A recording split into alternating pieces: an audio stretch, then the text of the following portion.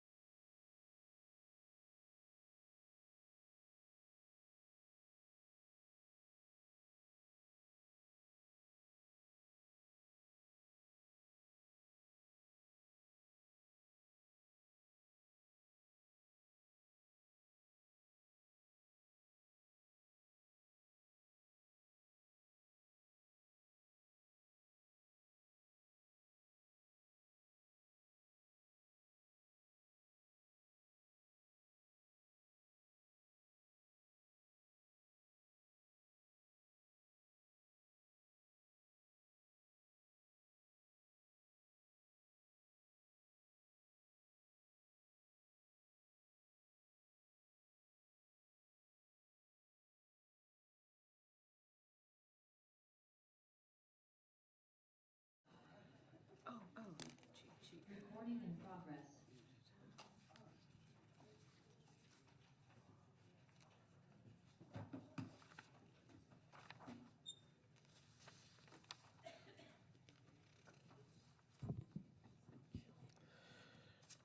So I'm going to start. The council is returning from closed session at 7:16 p.m. City Attorney, can you please report on closed session? Yes, thanks, Mr. Mayor. Council convened in closed session regarding item C2A, public employment regarding the city manager position pursuant to Government Code 54957, and item C2B, public employee performance evaluation for the new interim city manager regarding, pursuant to Government Code 54957B, and there is no reportable action at this time. Thank you so much. Okay. All right, so we're gonna do the invocation, a call to civil responsibility. Nancy St. Clair Gonzalez.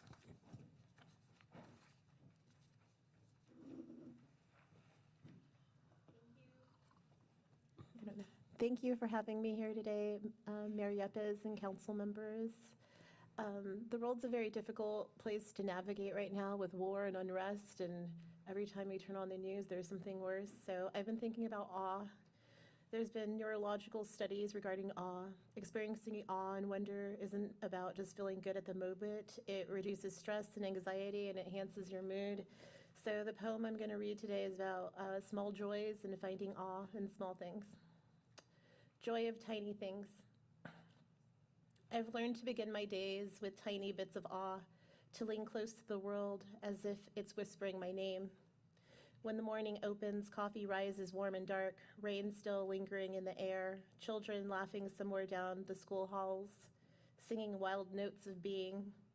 Then the old companions, my family's long, steady hugs, friends who sit with me in truth, who speak of hardship plainly and stay until the room feels lighter. A treasured book from childhood, brownish soft-edged with years. A teacher's who belief once nudged me forward. A stranger's gentle compliment, an unexpected candle. The world also blooms outward, the monarch fluttering on its long migration, a soft helping hand extended without ceremony, leaves waving their golden tenderness, rain tapping its patient rhythm on the windows, puppies trembling into joy, my cat purring her small engine of trust against my chest. In the kitchen, chicken mola simmers its scent doorway to every memory my mother ever cooked into being. Sometimes I catch the trace of her perfume, soft as a blessing. At night, the world reveals. Stars scattered like first language. A shooting star cutting its brief silver prayer through the blackness. I remember the mountain I climbed, how the air thinned, how reaching the top felt like faith. And always at the end of a long, aching day, my husband's kiss, small as a sigh, but carrying me home. Joy arrives gently in the quiet where I finally listen, in the tiny offerings I once hurried past, but now cradle like prayer. Again and again, the world leans toward me, and I say yes. And I hope everyone says yes to awe. Thank you. Thank you so much. Thank you.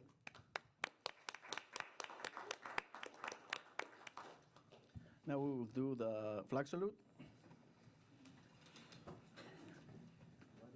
I pledge allegiance to the flag of the United States of America and to the republic for which it stands, one nation, under God, indivisible, with liberty and justice for all.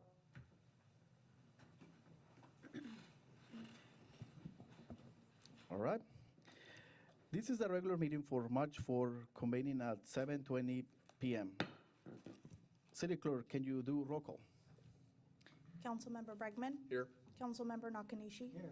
Councilmember Craig Hensley. Here. Mayor Pro Tem Hothi. Here. Mayor Yepes. Here. Thank you. So I would like to invite Randy S. Howard to, because we're going to do a proclamation for him. Do you want to join me?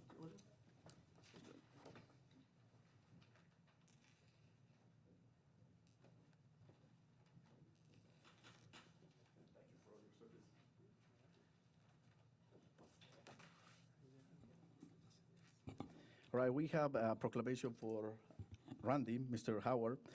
Randy Howard has announced retirement for the first quarter of 2026 as General Manager of the Northern California Power Agency, NCPA, concluding more than 40 years of exemplary service in public power, including senior leadership at the Los Angeles Department of Water and Power, the nation's largest public utility.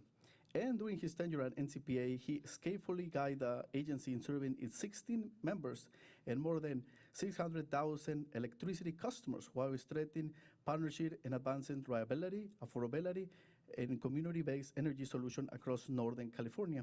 And Mr. Howard has been a respected leader at the state and national levels, representing publicly owned utilities in key industry forums, including the Western Energy Imbalance Market and West-wide Governance Pathways Initiative, and serving in leadership roles in the California Municipal Utility Association and other public power organizations. And his visionary leadership advanced in innovation and environmental stewardship, most notably in position the Lodi Energy Center for a transition towards green hydrogen integration, protecting public interest while supporting California's green energy goals.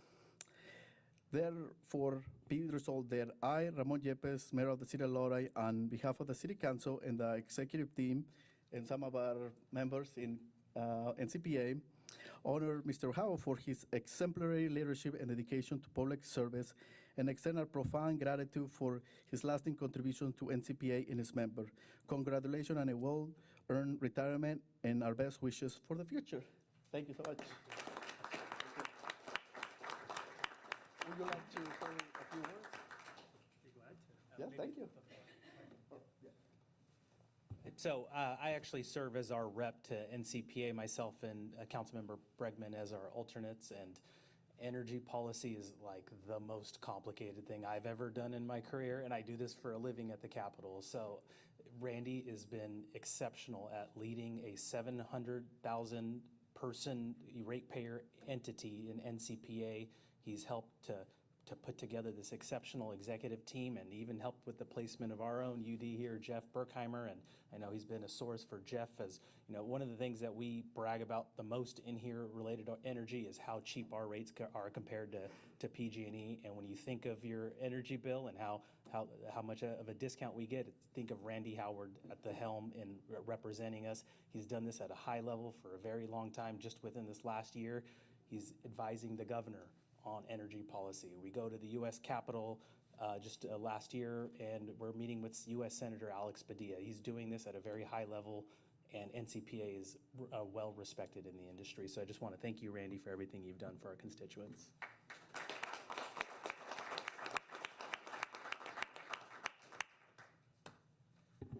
So the last chance I have to,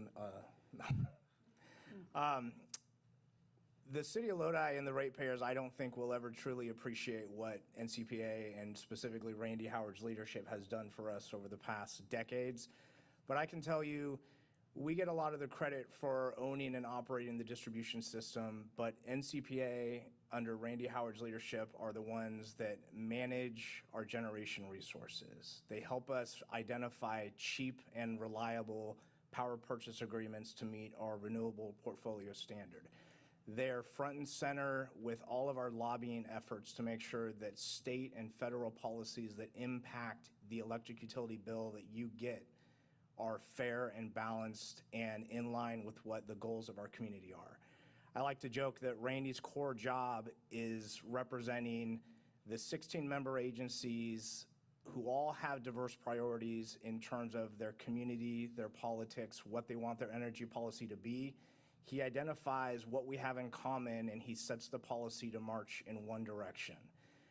To get 16 utility directors on the same page working for the same goal is worse than herding cats. I can assure you we do not see eye to eye on everything, but Randy's leadership has been able to accomplish so much. And on a personal note, I've been so blessed that every time I call you to ask for your advice or your opinion on something, you take that phone call, and you've been a tremendous mentor to me. So thank you so much for everything you've done for the community and for me personally.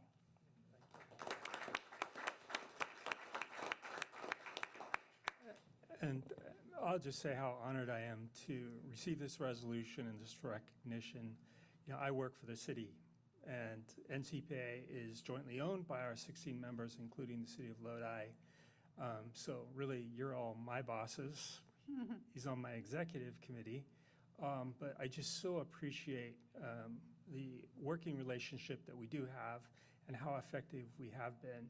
And you will see your rates tend to be about 50% below, you know, what we see in PG&E's territory. And you're very fortunate. We have incredible resources that we work with and use to provide that power to your community. But you're also very fortunate to have somebody like Jeff leading your utilities. But thank you. Appreciate this recognition.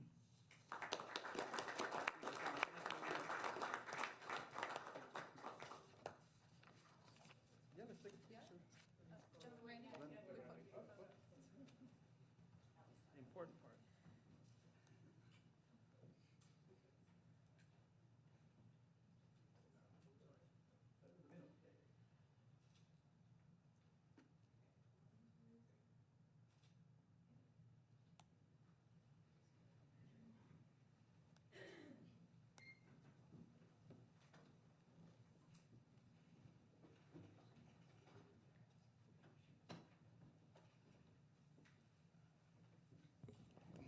All right, we'll move to consent calendar. City Clerk, could you please introduce consent calendar? Thank you, Mayor. Tonight, we have items C1 to C6. There are no changes or blue sheets, so we submit them as they are for council's review and approval. Okay, first, will any member of the council would like to put an item for vote separately or just comment? Seeing none, I'm going to move to City Clerk. Do we have any public comments in this consent? Not for consent calendar. Not for consent? Okay. All right. Then I will go back to council. While we entertain- Motion to approve the consent calendar. Second.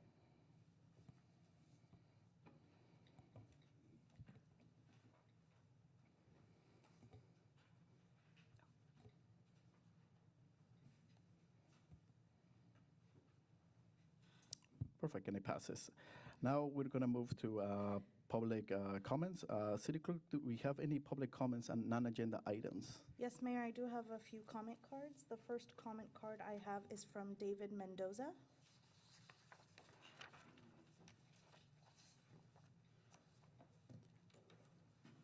Good evening, and thank you for allowing me to speak. My name is David Mendoza, and I live in Manteca. So I came all the way from Manteca here to Lodi.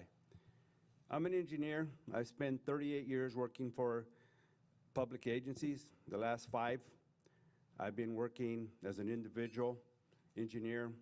I have a lot of projects in Lodi, commercial, residential. I have clients that are anxious to get projects done. And I like to say about your departments, your building department is fantastic. We've met with them on several projects. You know, their ability to work with people and engineers and owners is fantastic. And I really enjoy working with them. Your Public Works department, on the Public Works side, same identical relationship that I have with them. And, you know, I've been on both sides now of the counter. As a San Joaquin County engineer, I was on that side. Now I'm on the opposite side. So I know what it feels like to be on both sides. But the one thing I'd like to say about Public Works is that they got a great group of people there. 2 of them used to work with me at San Joaquin County. They're not related to me. That's not why I'm here. But they're understaffed. You know, when they make a commitment to get something done and it's 5 weeks late, it's not because they can't do the work. It's because they're understaffed. So right now it's budget time. So all your departments are probably putting your budget together, trying to figure out how much work you're going to get next year, how many employees you have. Are you going to need more? Listen to them. You're the governing body that decides, yeah, you know, our city's growing. And I'm from Manteca. Just drive a little bit south here and you see how we're growing. They finally got the picture over there. You can't keep the same staff if you're putting 40, 50,000 people there, over 10 years. You just can't do it. They were trying to do it, and it failed miserably. Now they got a good staff over there. You got to do the same thing here. And again, I'm going to continue to work with Lodi because I got clients here, and you got a great group of people. Don't wear them out. Give them help. Thank you.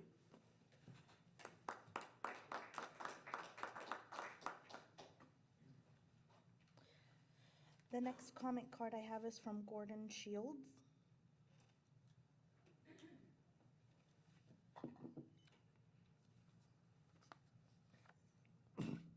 Good evening. My name is Gordon Shields. In 2001, my family, my wife, son, and daughter moved to Lodi from Stockton.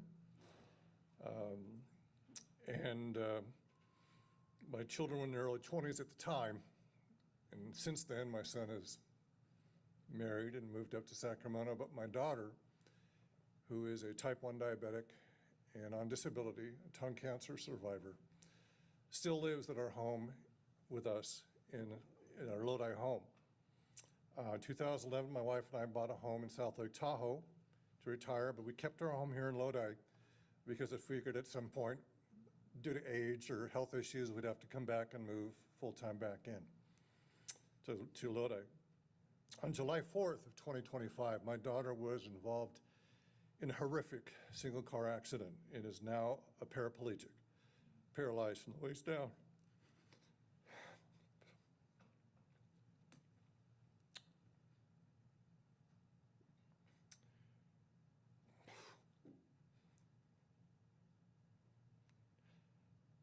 Needless to say,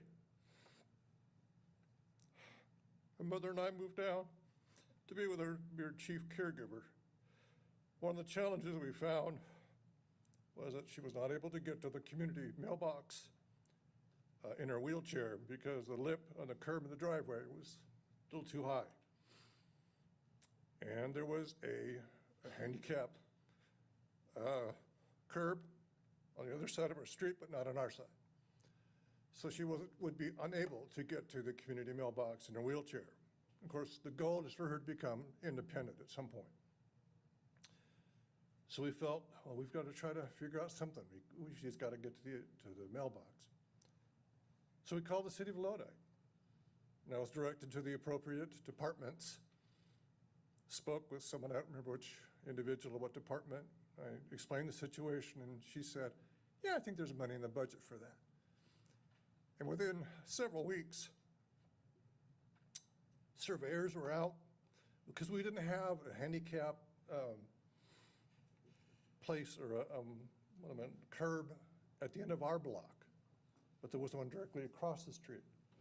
So we needed one at the end of our block so she could access across the street and go to the mailbox. And within weeks of contacting the appropriate departments here in Lodi, the surveyors were out there. In a couple of weeks, the construction men were out there. Thank you.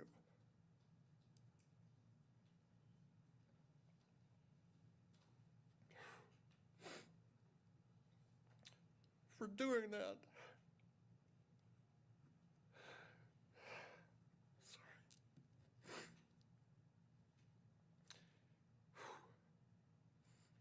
It's made a very heartbreaking situation a little more tolerable. And I wanted to come tonight and express my gratitude.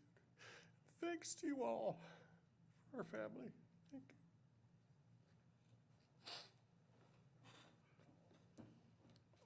Thank you so much for your comment.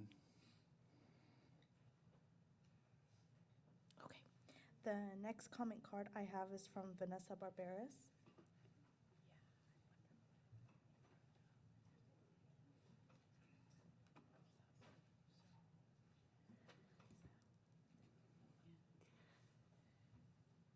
I'm a little teared up.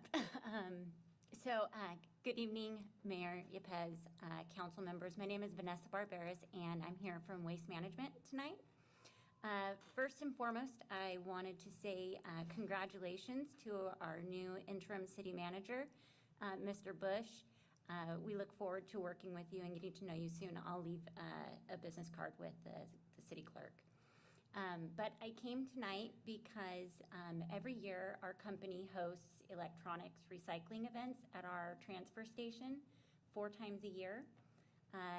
This year, our first event is actually this Saturday, but I wanted to come tonight and share that we are expanding our recycling events this year to not just have electronics recycling, but we will also have secure document shredding out there with a truck that will shred documents on site, and we will be accepting tires and mattresses as well.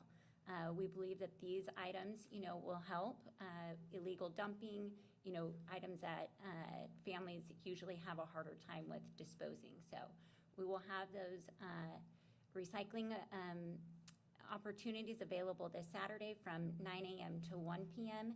at our Turner Road transfer station. And you can also check the city's website, city's Facebook page, because the city's been a great partner in posting that information. So, thank you. Thank you for your comment.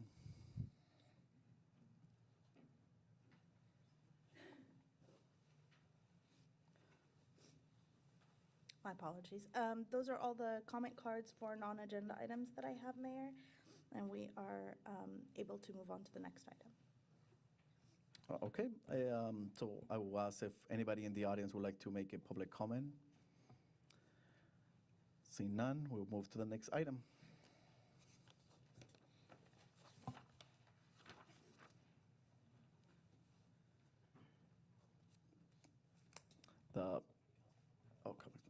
Council comments? Just a follow-up, Mr. Mayor. Actually, I'd be interested in knowing what neighborhood that was, because a community mailbox is usually in a more contemporary neighborhood, which I would have assumed should have been built to ADA standards. We've had them in place for decades. So, Mr. Nathan, I don't know if you can speak to that. Yeah, it's right off of Mills, just north of the WD Canal, or just south of the WD Canal. So I think those were built in the 80s. I think they had. It was the 80s. It wasn't, because we didn't have the 80s. Could have been right on the cusp of the requirements. So like you mentioned, there was a ramp on one side, but not on the other. Okay. Do we know if we have other neighborhoods like that? I imagine there are some. This one we responded with based on the call and the request for wheelchair access and why. One of the reasons I bring that up too is the Senior Citizens Committee is always focused on creating more accessible areas, to eliminating trip hazards and the like. So I think that's important for us to know about things like this, but it does make me wonder if we should circle back around to Senior Citizens Committee and ask them, are there other places that they've heard of this being a challenge in what is comparatively newer neighborhoods? So we do have a database of all our ramps and areas that have old ramps that don't meet ADA, and then as money comes available, we do those. And we do have a plan to try and improve long corridors. So we have a bunch of east-west corridors that have been improved, as well as a bunch of north-south ones, and we just kind of keep ratcheting that grid of corridors smaller and smaller as money becomes available. And then we do also have a trip hazard prevention survey that we utilize light-duty staff every 5-ish years to go walk the entire city and note trip hazards above a ½ inch. Mm-hmm. And then we utilize that to do sidewalk grinding programs and replacements and patching. If I might ask you if you could share that with the seniors, they become a much more robust committee in trying to deal with some of the issues that are, neighborhoods with more elderly population, but obviously, this is something maybe the Lodi Improvement Committee would also need to be made aware of because of the issues of accessibility and the needs of that community of individuals. So just if you could share that information with both of them. Yeah, if you want to maybe shoot me an email, let me know who you want it shared to, and I'll send it over to them. That would be great. Thank you. Madam City Clerk, might you share with Public Works, with Mr. Nathan, the chairs of those committees? I'm sure they can get that information and share it with their committees. Thank you. May I ask a question, Mr. Nathan? How long have you had this program of Going through the streets and seeing if there's the problem with the sidewalks. So they're we have those two separate ones. We've probably had them about 15 years. 15 years. Yeah, I think we did the first trip hazard survey back in 2013 or 2014 when I first got here. And then, yeah, we kind of did the sidewalk, or the curb ramp database was a little older than that. But, yeah, so close to 15 years. Is it done consistently each year? Someone does that? Not each year. The trip hazard prevention one is probably on a 5-year or so rotation. It kind of depends on, sometimes the risk department asks us, hey, we've got a light duty employee that can't do their normal job, but they're able to walk and they're able to bend down and measure stuff with no limitation. Do you have a need for that? Yes. And if it's been a certain number of years, then we said, yeah, we'll set them up to do the survey. You paint it pink, don't you? Our guys, when they get called out, they do paint with a highlighter or a high visibility orange when they're about ready to come, or if they've gotten a complaint to fix it. I'm seeing that more than I did before, so thank you. I just want to say thanks for figuring out that issue. I think that's a good reminder of why we do this, is to, to be responsive to our constituents. And in fact, anytime I've had a trip hazard that I've sent over to your department, they're on top of it. So just if you could express the gratitude from the city council. Thank you. Will do. Thank you. Any more comments from council? Seeing none, we'll move to the regular calendar. All right. Mayor, we're moving on to one public hearing item before we get to the regular calendar, and it is the public hearing to repeal and replace resolution number 2018-111 and authorize the city of Lodi to join the statewide community infrastructure program, authorize the California Statewide Communities Development Authority to accept applications from property owners, conduct special assessment proceedings, and levy assessments and special district taxes, and to form assessment districts and community facilities districts within the territory of the city of Lodi, embody the terms of a joint community facilities agreement, setting forth the provisions for community facilities districts financings, approve form of acquisition agreement for the use when applicable, and authorize related actions. And I will turn it over to our Economic Development Director, Luis Aguilar, for that report. Good evening, Mayor and council members. Luis Aguilar, Economic Development Director. I have a short, brief verbal report on this item. As Olivia read the long title, I won't get into those specific names, but wanted to highlight the statewide community infrastructure program is a program provided by the California Statewide Communities Development Authority, also known as CSCDA, to help finance development projects. It's a pooled tax-exempt bond that funds development impact fees and public improvements for private developments. The bonds are issued by CSCDA, which is a joint powers authority sponsored by the League of California Cities and the California State Association of Counties. The city of Lodi originally joined the program in 2018 as authorized by Resolution 2018-111, which is attached. At this time, the program only included the financing of development-related fees through the creation of special assessment districts. Since then, the program has expanded to include financing of public capital improvements constructed by developers and public services necessary to support new development through the creation of community facilities districts, or CFDs. So what is before the council tonight is to consider modifications to its program participation to modernize the legal documentation as it relates to CFDs, or also known as Melrose. And a public hearing is required for this purpose. But I also wanted to take the opportunity and remind the public of some of the benefits of this program. So for the property owner, it's a voluntary program. So only those that choose to participate will have assessments or special taxes imposed on their property. And instead of paying cash up front, they receive low-cost, long-term financing that so they can use that, freeing up that cost for other purposes for the development. The property owner can choose to pay off the assessments or special taxes at any time. And then owners of smaller, both residential and commercial projects can have access to tax-exempt financing of infrastructure. And for the city, there's no cost to the city. The city's not liable to repay any of the bonds. These are all issued by the authority. And so it's another tool that we can have to offer to developers without costing any staff time. I mean, the authority administers all the district formation, the administration, the bond issuance, and all the other functions. So, many developers rely on assessment districts or CFD financing through SCIP and making the decisions to purchase land, so thereby improving the city's competitive advantage and attracting new development. The availability of this program, it could encourage developers to, pull permits or go through the process earlier or in bigger blocks, given us an opportunity to bring in potential new projects. That was a very brief summary of some of the benefits, but I'm happy to answer any questions. Thank you. Thank you so much. Does council have any clarifying question for Luis? I just want to make a comment, Mr. Aguilar. I think it was a nice summation. I actually reached out to the BIA to get their input on it, and as you stated, it's a pretty standardized direction to take for the city, forward-looking.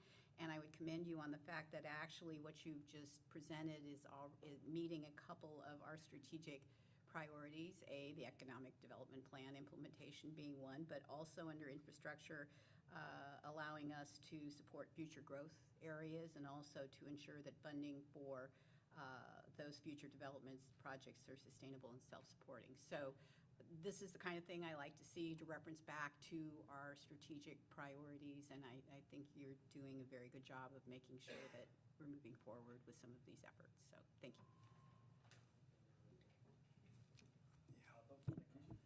When I see a subject, I want to briefly know what it is. I ask, what is it? Basically, it's a tax-exempt bond state of California has, and the developer can borrow money from this, another source of income. But it's, if I'm correct, it's a tax-exempt bond, California. Is that right, City Manager? That is correct. Yeah, okay. That's what it is. Thank you.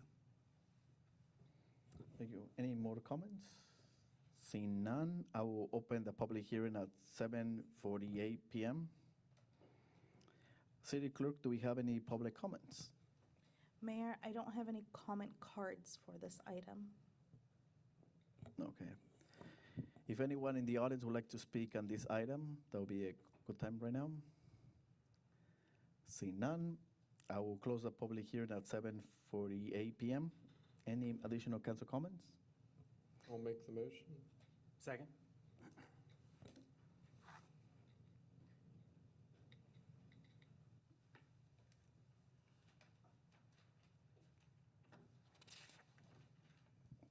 Okay, and it passes. All right, so that is all the public hearings we have for tonight, and we will move on to regular calendar item G1, which is Temporary Access Center and Emergency Shelter Quarterly Update, and I will turn it over to our Community Development team for that report. Mayor, members of City Council, thank you for having us here today. Give it just a moment for the PowerPoint to get up.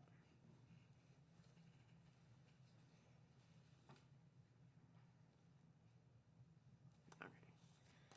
Thank you. And as Olivia said, we're here for the quarterly update. I do apologize in advance that you're actually receiving 2 quarters. We were in the midst of the RFP, and then there was some rescheduling of council meetings, so this did get bumped out a bit, but we wanted to make sure we did 2 full quarters for you guys to catch up with that.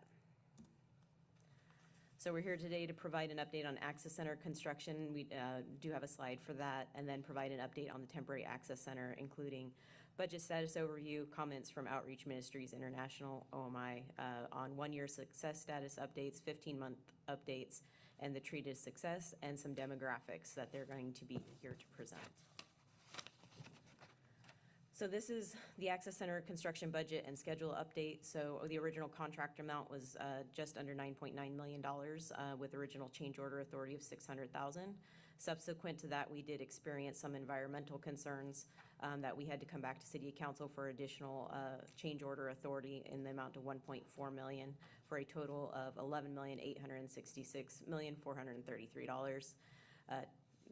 To date, as of The last change order that was executed this past week is $1,448,927.50, with a remaining change order authority of $551,072.50.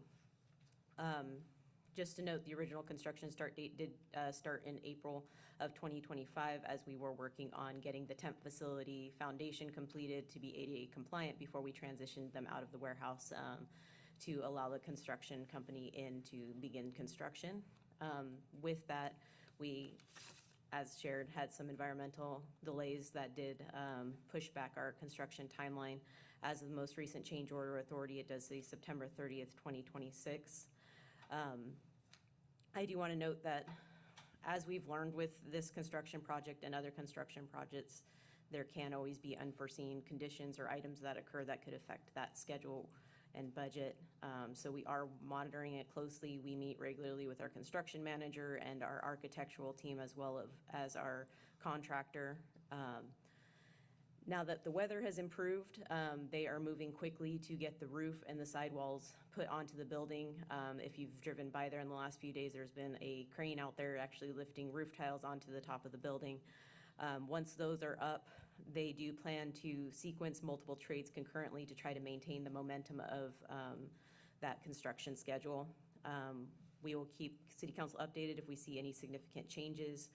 And if you would like, we can even plan to keep this kind of slide on these type of quarterly presentations so that you guys remain updated as we go along. Obviously, if something needs more immediate addressing, then we would come sooner than that, but at least we want to offer, if you would like, we can present this at every quarterly meeting as well.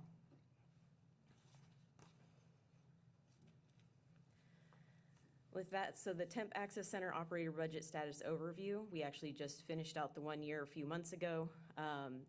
The budget was $1.1 million. The operator ended up expending $1,032,749, so a savings of approximately $67,000. First quarter of year 2, the budget remained. They have expended $250,000 approximately since up through January 31st, 2026. And just because of the timeline of when we have to get the staff reports in and everything like that, that's why we're through January 31st and not the most recent month. Average monthly invoice to date is $83,000.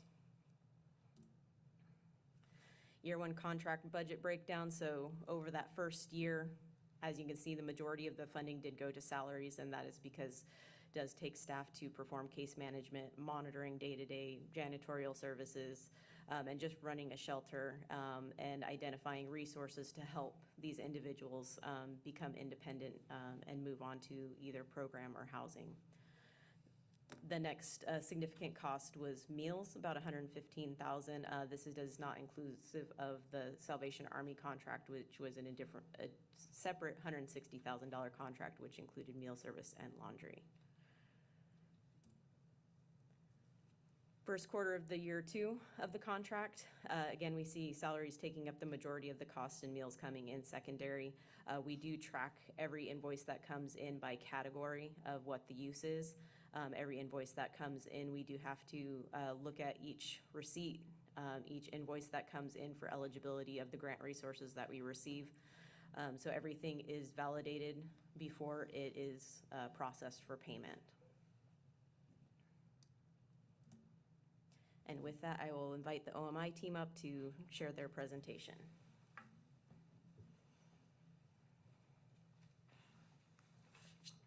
Good evening, Council. How are you tonight? Good evening. Good. As Jennifer said, we weren't able to update you for the last couple of quarters. There's a lot of activity happening, and so tonight we're going to give you 2 quarters worth of information. Tonight's presentation, I want to start by sharing with you a success story of an 18-year-old man that came through the doors of the Access Center in February of 2025. His name is not Stephen, but we'll call him Stephen tonight, just for narrative purposes. Stephen was 18 years old when he came to us, as I said, and he was carrying, unfortunately, what we've found to be a very common weight of trauma that had been caused by a childhood experience that turned into a growing drug addiction. Did I tell you he was 18 years old? Okay, I want that to sink in. When you looked at Stephen on the outside, every outward measure, you could tell that the odds were not in his favor. When he came to the Access Center, his journey was not going very smoothly with us as well. He had multiple suspensions for violating the code of conduct, and many of our staff had to take extra time to have the difficult but heartfelt conversations with Stephen about the direction that his young life was heading in. But through consistent encouragement and unwavering support from the staff at the LAC, something began to shift in his life. And on January 7th, 2026, Stephen made a life-changing decision to enter a live-in recovery program. Upon a recent check-in with him, we are grateful to report that he has expressed a sense of joy, peace, and direction in his life that he says that he has never experienced before.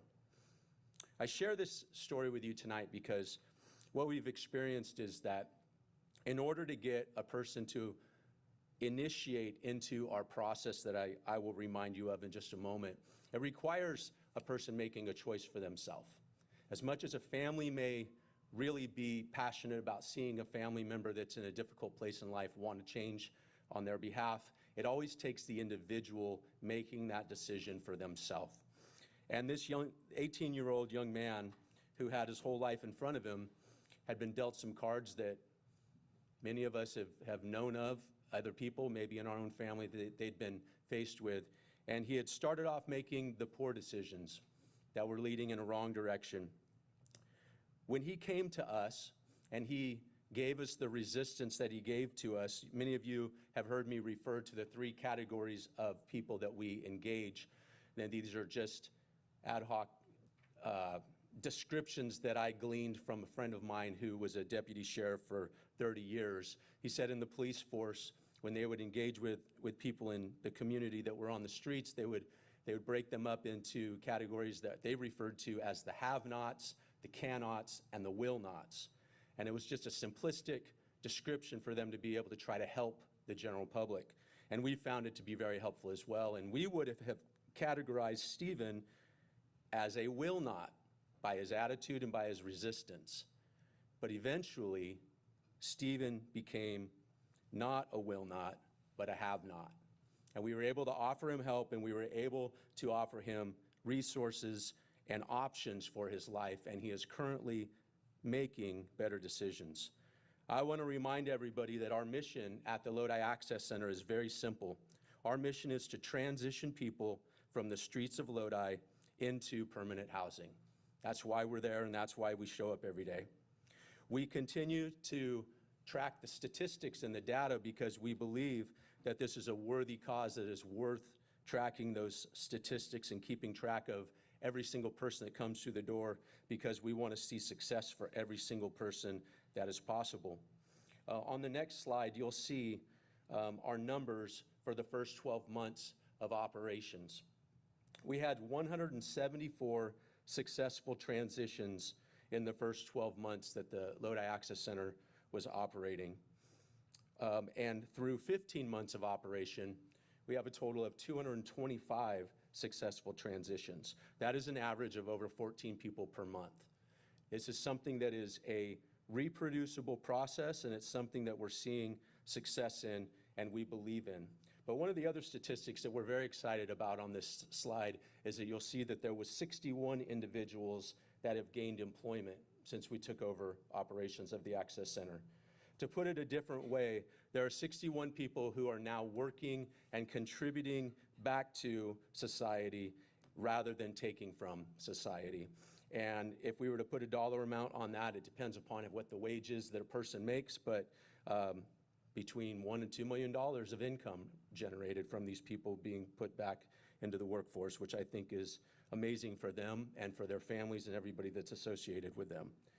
The next slide, you'll see our tree of success. This is something that we've worked to refine and develop. And we've shared with you before that when somebody comes into the center and we do an intake with them, we're able to quickly assess what is the best track for them to follow based upon where they're at currently in their life. If they have opportunity with family or friends, we want to see them get reunified with them. If they have some sort of income, if they're on SSI or if they have some other source of income, we begin talking to them about financial responsibility, helping them put a budget together and being able to see if they're ready for some sort of housing option available to them. If they don't have any income, we begin looking at how can we help that person go down the track that leads to gaining an income. And for many of them, we're very aware that substance abuse is a big part of people that are sometimes unhoused, and so we begin to address that issue with them. And some of them are ready to make that decision to want to get clean and sober, and if that's the case, we help them in that area as well. Anything that we can do to meet the individuals where they're at to help them go through this tree of success, we want to see that happen in their lives. And the last slide that I want to share with you, because it continues to be one that is the most heartbreaking for me personally, is the number of seniors that we serve in the Access Center. We have continued to see that 43% of our clients are over the age of 55. This isn't changing. There's a huge need in our community to try to help seniors that have very little financial means and they have zero options. And many of them have been found homeless not because of some of the typical things that people think cause people to be homeless. It's a financial problem, and they don't have a place to go. And so they're ending up with us. And so I want to continue to bring that to the public's awareness so that if there is any options that are out there and available, that at least the conversations are being had, and we can look at another option to help them, because it's a huge situation. And with that, do you have any questions? Yeah, can we go back to the tree again, or the whatever we see the end result? So maybe that. So the people that gain employment, how we track them? Like like when they come back, like, because obviously some people go back to the streets after a certain amount of time. Do we count those as new people or in your statistics, or they're?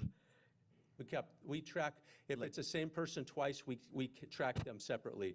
So on one of the slides, you'll see they're unique individuals. They're unique individuals, so for the long-term tracking, because I think, yes, like, it's good that we put them into housing, but we know that all of them are not they're gonna go back to the street. So I want to know that, like, yeah. So on the bottom of that, it says follow-up percentage.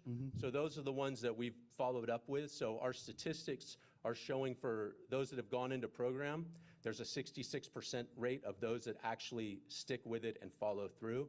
Under housing, there's an 84.3% follow-up success rate. So those are the ones that are sticking with it. And under employment gain, there's 64.7% follow-up. So we are following up with them to make sure that they're sticking with it. And of course, they're not 100%. You're absolutely right. There are some that fall back. And I think still it's early, because you guys have been in this project for like 1 year or 2 years. How long do you remember? We started November 2024. So yeah, so it's still too early. Yeah. So when we get more, I think we're gonna see different numbers. But it's good that you guys are tracking them, because yeah, okay. So we're tracking them when they go back. Yes, sir. Okay, perfect. Yep. Thank you. So if I might, Mayor, follow up. This is not scientific at all. While you were talking, I was doing some math. I was never good at math, but I'm going to make a stab at it.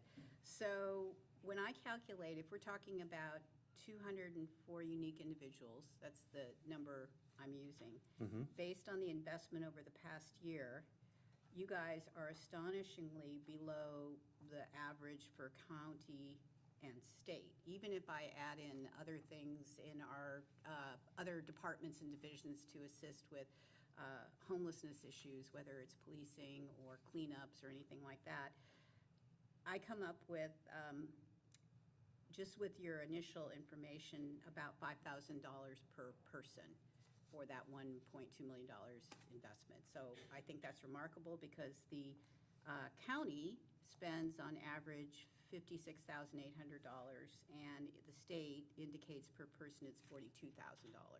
So even if I add in our other costs that we have as a city, that takes us to 14,000.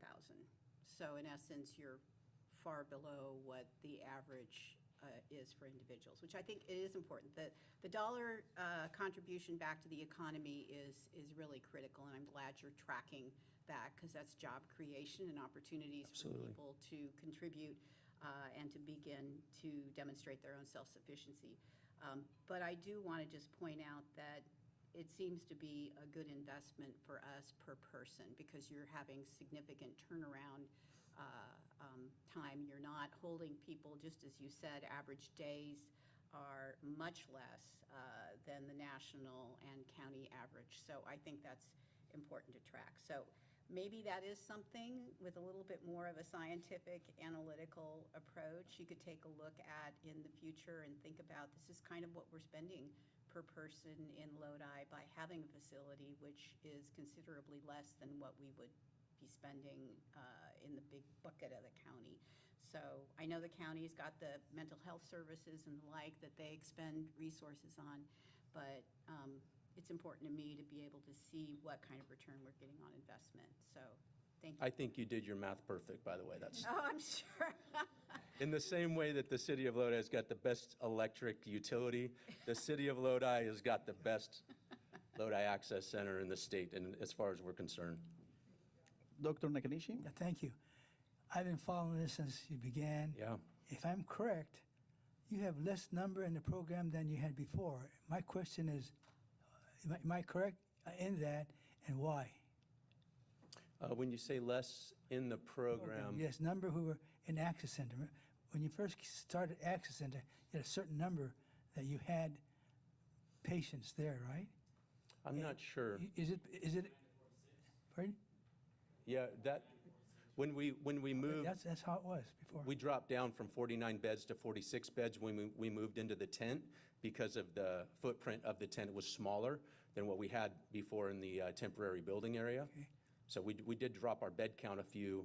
So I'm mistaken. It hasn't gone down. But we're about ready to get bigger as soon as they get that building done for us. I thought we had projected it for more than the 60 people. So, well, thank you. You're doing a good job. Are we at full occupancy on a regular basis? It ebbs and flows. There's weeks where you're full, jam-packed, and then there's weather affects it, and then when we transition a bunch of people out, then there creates a vacuum, and then they all seem to fill up eventually. Great. Yeah.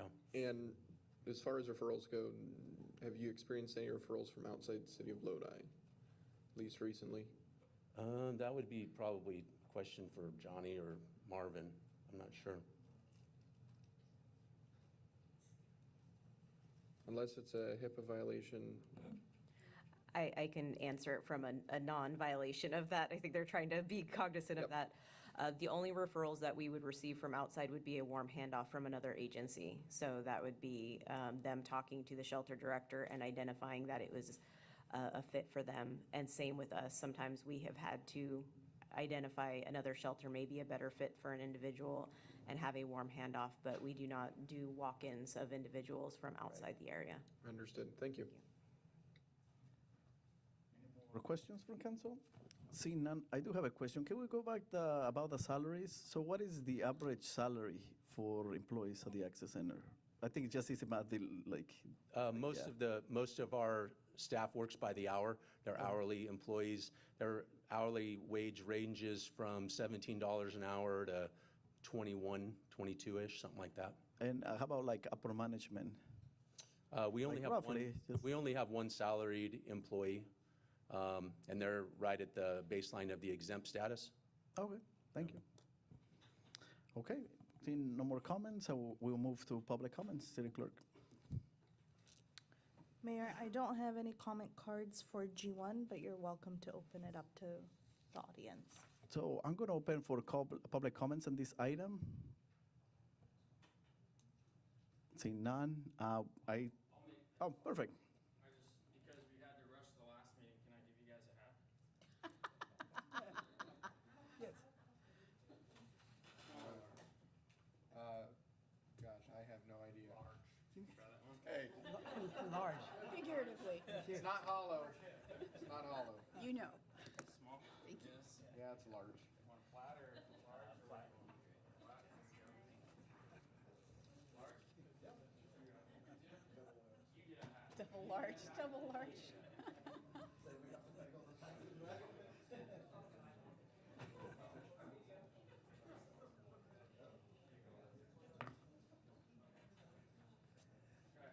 Can we get a picture that we didn't get last time? Can I ask You guys put our Let's hat take a picture, yeah. With our hats? I think so. All right.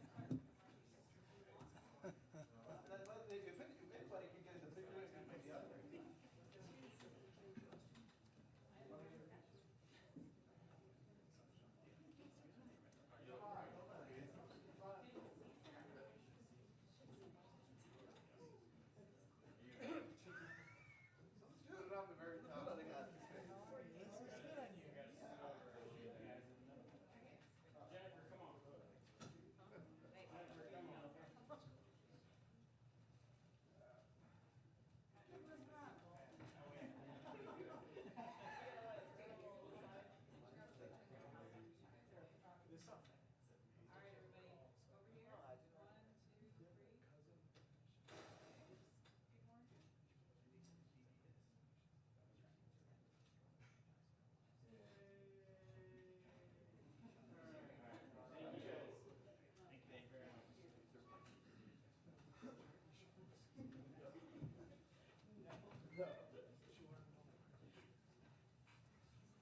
Like a black hat.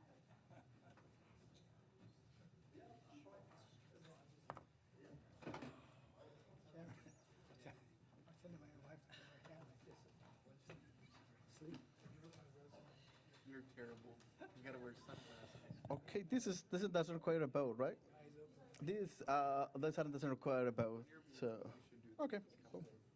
Yeah, so we will move We to can- the next item. Yes, we can move on to G2. And I will just make an update to the title, correcting the name of the company, the LLC.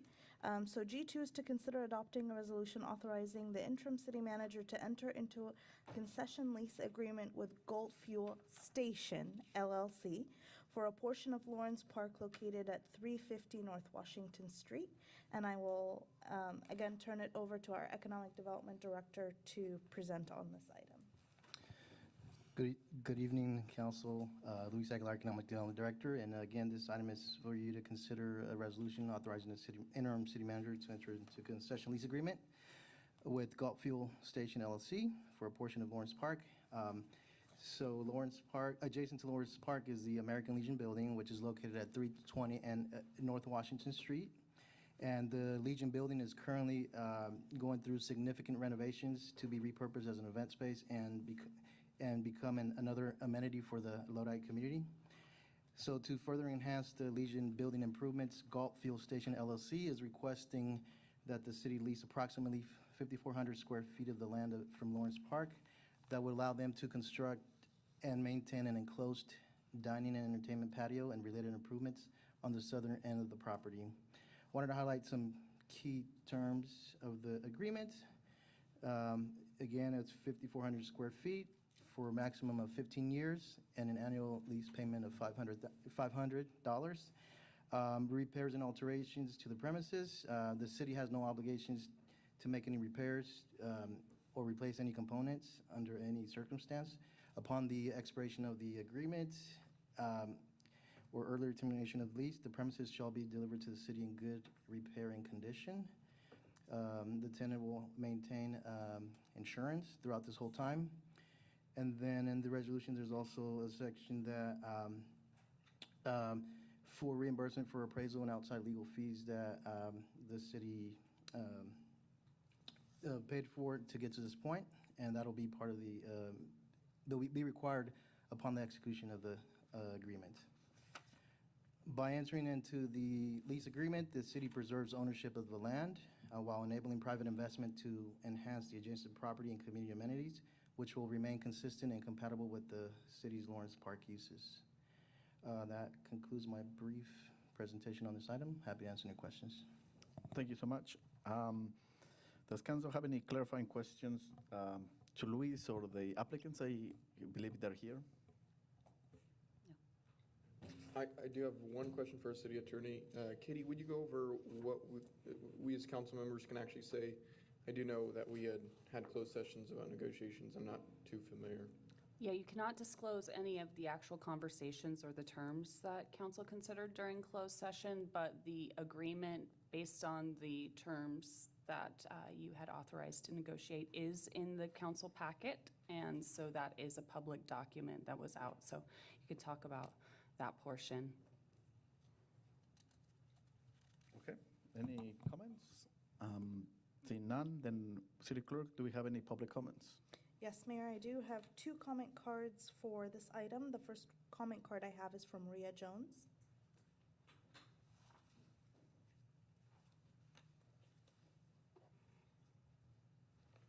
Hello there, good evening. Thank you for allowing me to speak, I appreciate it. I stand before you today to speak from the heart about the American Legion Memorial Building and the future of this treasured space in our community. My husband and I have been members of the American Legion for nearly 30 years. In more than a decade, I served as the secretary of Post 22. From my office window overlooking Lawrence Park, I've had a front row seat of what that park has become.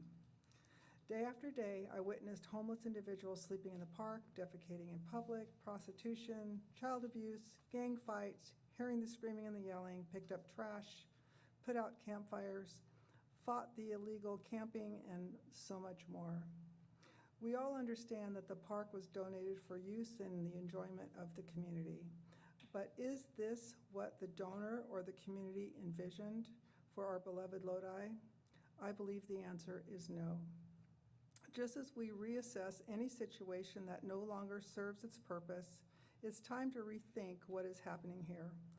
Lawrence Park and Lodi Memorial, the memorial building here in Lodi, have stood side by side as partners and neighbors, serving the East Side and the greater Lodi community with pride and dignity. We now have an opportunity to move these properties forward together in a way that meets current needs and restores them both as a source of community pride. The vast majority of the park will remain a park. With thoughtful planning, it can be revitalized and used as it was originally intended, a safe and welcoming place for families and neighbors. The memorial building is not just another structure. It is a memorial of the veterans of Lodi, a building they created with their own blood, sweat, and tears. It is a treasure of the East Side and has served this community with honor for generations. Over the years, the memorial building has also hosted countless cultural celebrations, community gatherings, and events that brought together many of our citizens across Lodi. It has been a place where community life happened. It is a treasure of the East Side and served this community with honor. The members of Lodi Post 22 have made their voices heard, as reflected in the letters you have received, supporting a forward-looking decision that would allow additional footage for the memorial building project. This is not simply about square footage. It is about preserving a legacy, strengthening a community institution, and honoring those who built it. I urge you to think about what it could be: a revitalized park and a strengthened memorial building standing together once again as symbols of pride, of service, and community here in Lodi. Thank you. Thank you for your comment. I have one more comment card from Bertha Castro.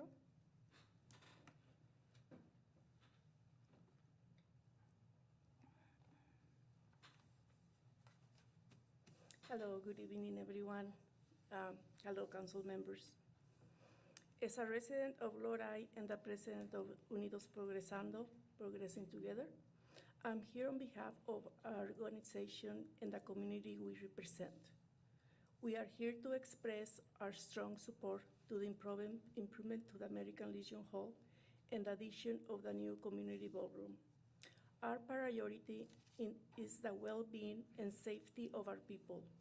For too long, East Side of Lodi has struggled with gang activity and lack of safety at Lawrence Park. Our children deserve to play without fear, and our families deserve a dignified and safe place to gather. This ballroom is more than just a building. It's a vital tool for revitalizing an area that has been neglected. By transforming an underutilized space into a vibrant community hub, we are reclaiming our park and sending a clear message. Lawrence Park belongs to the community, not to the crime. I also would like to add that Lodi Police Department also have their training canine there. And I've spoken to the neighbors around the park. I was told that they have seen a decrease of the crimes around the park, that they feel safe, and the house value, people are taking more care of their houses and keeping them in order because of that. They're not afraid of somebody robbing the house or destroying their property, graffiti and all that kind of stuff that was happening there. So some of the neighbors that I spoke to, they highly recommend for the Lodi Police Department also to continue there. And I remember that Chief of Police asked or told us that soon the police cadets are going to be training there. So I think that is a plus for Lawrence Park. So with all respect that I have for you, I ask you to please vote yes on this proposal. Thank you. Thank you for your comment. So now I'm going to invite the public if they would like to speak on this item.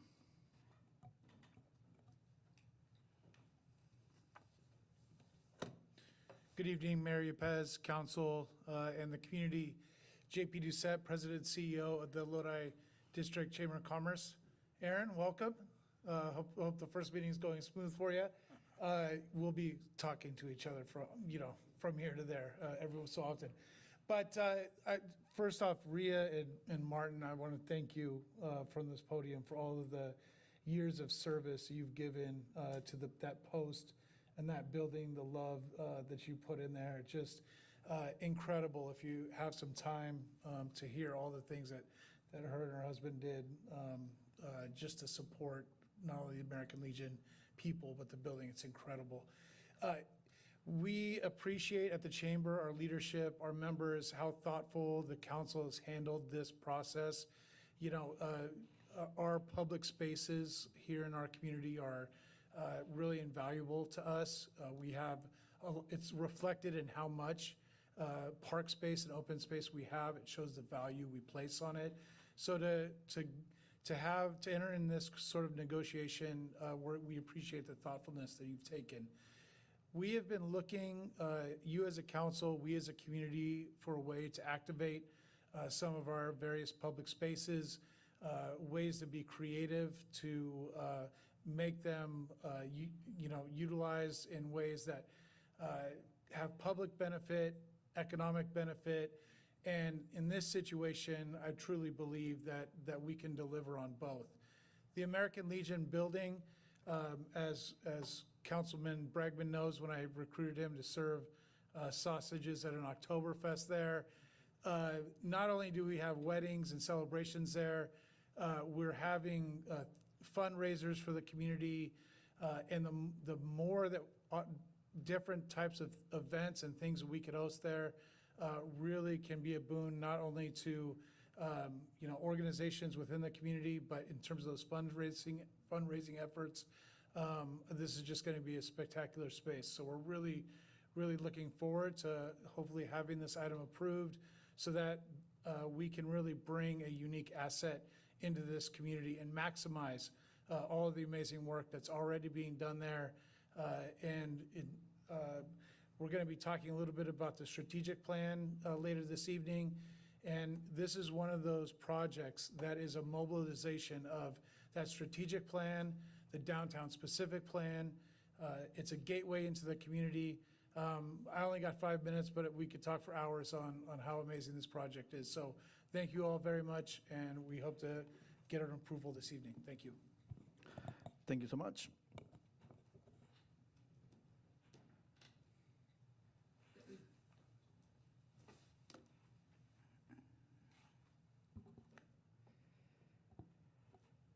Good evening, Mayor and members of council. My name is Ryan Ranchod, and on behalf of the Dede family and everyone involved with the Legion Hall renovation, I want to thank the city for the collaboration over the last 18 months that has brought us here tonight. We truly appreciate the work from city staff, and I would especially like to recognize Economic Development Director Luis Aguilar for helping continue to guide this effort. For us, the Legion Hall renovation is not a revenue-generating pursuit. Our mission is to deliver a first-rate facility that becomes a catalyst for both direct and indirect economic impact, creating sustained activity and becoming a regional draw for Lodi. The proposed patio expansion presented here today is a key element of that venue. When complete, the Legion Hall will operate as a premier event space that brings weddings, community events, and visitors from throughout the region. That means more people coming into Lodi and supporting local restaurants, hotels, tasting rooms, and other businesses, while also capturing additional sales tax revenue for the city. We believe the Lockford, Washington, and Stockton Street corridor has the potential to become what we affectionately refer to as the Recreation and Entertainment Corridor, or the REC. With the synergy between the great festival grounds, the Legion Hall, the Armory, and the significant recreational infrastructure already in place, such as the Great Bowl and the softball complex, this location can serve as a gateway to downtown and the heartbeat of sports and entertainment tourism. Equally important, activating spaces like this with responsible investment and regular activity helps ensure the area remains safe, welcoming, and well cared for. When spaces are actively utilized and valued by the community, it naturally discourages the kinds of issues that can arise in neglected areas. And as discussed with the chief earlier today, it's been a true blessing and partnership with the community and with the police, and we're grateful and better for it. This project is truly a passion project for the Dede family. We are proud to invest in Lodi. We are proud to help preserve this important community asset and grateful for the opportunity to collaborate with the city to recognize this vision. I would be remiss if I didn't mention the legacy of American Legion Post 22 and commend their original vision in 1945 to collaborate with the city for the first time, an effort that ultimately led to the land purchase and construction of the American Legion facility at Lawrence Park, where it is today. As Post 22 embarked on its fundraising campaign following World War II, Deputy Vince Webb declared, "Members of the Legion feel that this building, which is to be erected to commemorate the brave deeds of the dead and serve the living, is not only for this generation, but for generations yet to come." It is our intent to once again work in tandem with the city of Lodi to build upon Deputy Webb's vision. We are honored to have the support of Post 22, as evidenced by Mrs. Jones and their multiple letters of support, and it is with tremendous pride that we commit to delivering a first-rate facility that will stand the test of time and be enjoyed by generations to come. If approved tonight, we look forward to moving forward quickly with the patio improvements and continuing to work with the city as we bring this vision to life. Thank you for your time and consideration. Thank you so much.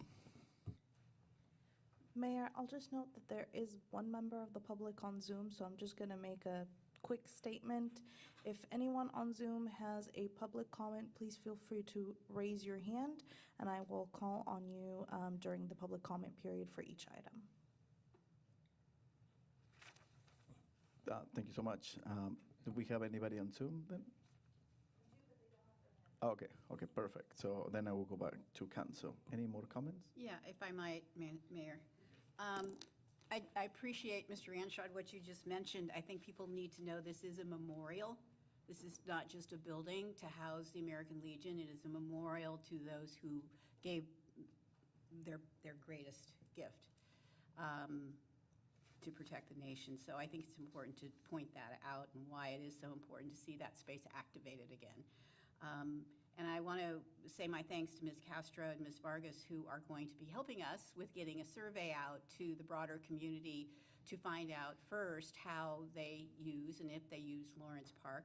and what we can do to enhance and create a situation where they are comfortable using the park. Because as we all heard at the town hall that was hosted, there were two things that the community expressed support for. One was the renovation of this building and the creation of an outdoor space to demonstrate that the park is used and there's activity.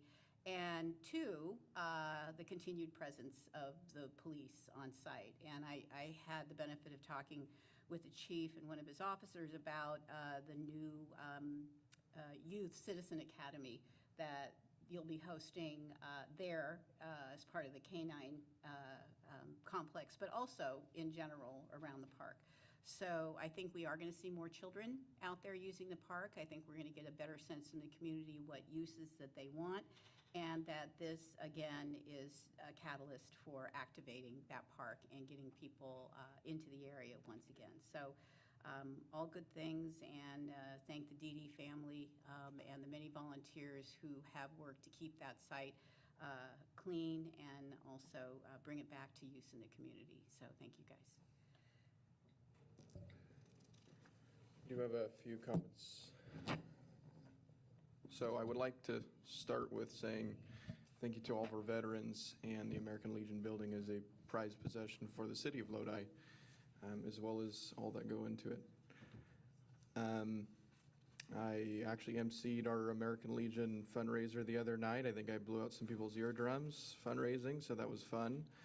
And so a lot of love towards that community, as well as the Dede family. I know you guys are very philanthropic and help quite a few local residents, so I appreciate that, whether it's through Got Kids or anything else.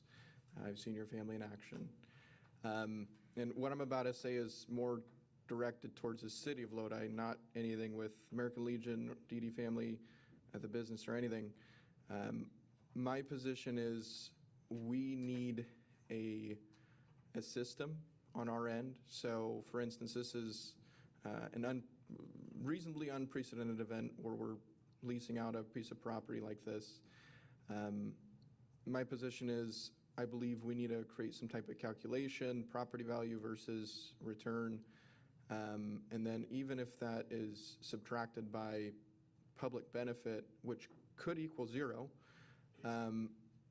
my belief is great leaders create great systems. I believe our issue in the future is if we have another business owner that wants to take a piece of park, we should show them the process, right? We should have a process. So I believe on the city's end, we should do that. So I will be voting no towards this item tonight. It's not because the American Legion, it's not because of the business or the Dede family or anything. It's because I believe on the city's end, we actually need to do a better job. I do believe, and here's the thing, do I think $500, I believe it's a year if that's correct. Do I think it's low? Yes, but again, if we wrote in the public benefit that the public benefit is more because we're gonna have less blight, less homeless, more oversight, everything else, then it still might come to zero.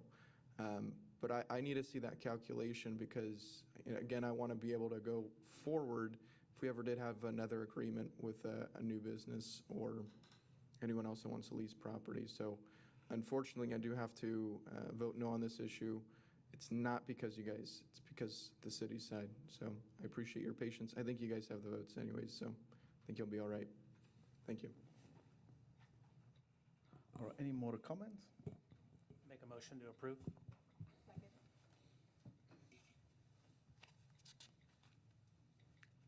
And I would just clarify, we were going to make sure that the resolution references Galt Fuel Station. There was a typo left out station.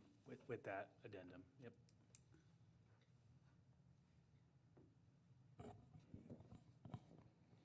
Okay, and it passes. So we're going to move to the next item now.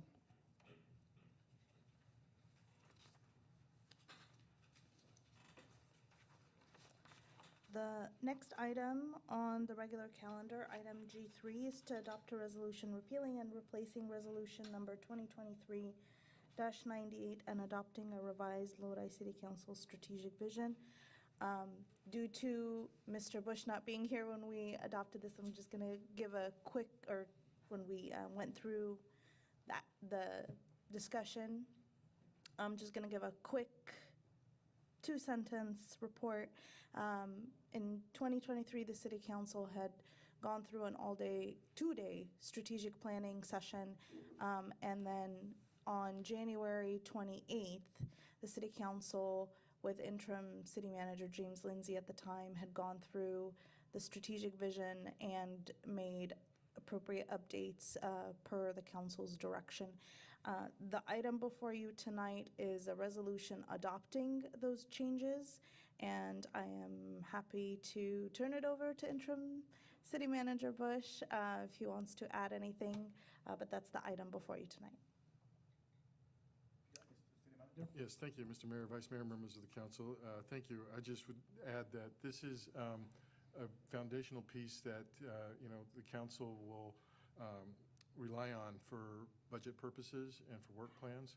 And so I look forward to working with all the departments in the city to incorporate your strategic priorities going forward as part of the budget and making sure that we incorporate those as appropriately in the work plans for the year coming ahead. And so I look forward to working with you all and prioritizing those priorities, because there's a lot of work out there and a lot of need, and we need to make sure that we're all on the same page going forward. So we're happy to answer any questions. So, sorry, Councilwoman, I'm going to have a question very fast. I think you've been here like only for 72 hours, but what I want to see is that these strategics are part of the evaluation for employees, for directors specifically, because these are the priorities of the council and we represent the community, so it's what the community wants to do forward. So how are they, each director, aligning with these strategics? That's what I would like you to do in the next few months.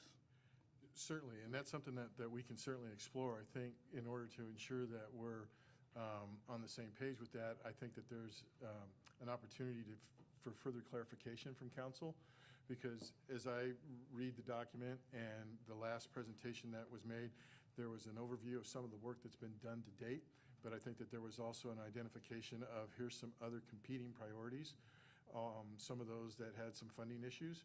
And so I think going forward, it's going to be incumbent on me to work through with the department heads and getting back with council to ensure that this is where you want to spend your money. This is where you want us to spend our time and energy. And once that's, finalized and confirmed, then absolutely that can be reflected into, honestly, every staff report that comes to you will identify that it's achieving this priority or that priority. And then that can be incorporated into the work plan and goals of each department director. Thank you so much. Councilwoman Craig? Yeah, I just want to follow up on that. I think the City Manager Bush and I talked about this. We do need measurable objectives under each of these, because you got to be measured against something, and it's a great priority, but we got to break it down. So, and to your point, the work plans need to align, because we're hard into budget setting now, but I do have priorities that I would identify, and I think the rest of the council would, and I think it's pretty easy to go through some of these. I'll give you an example.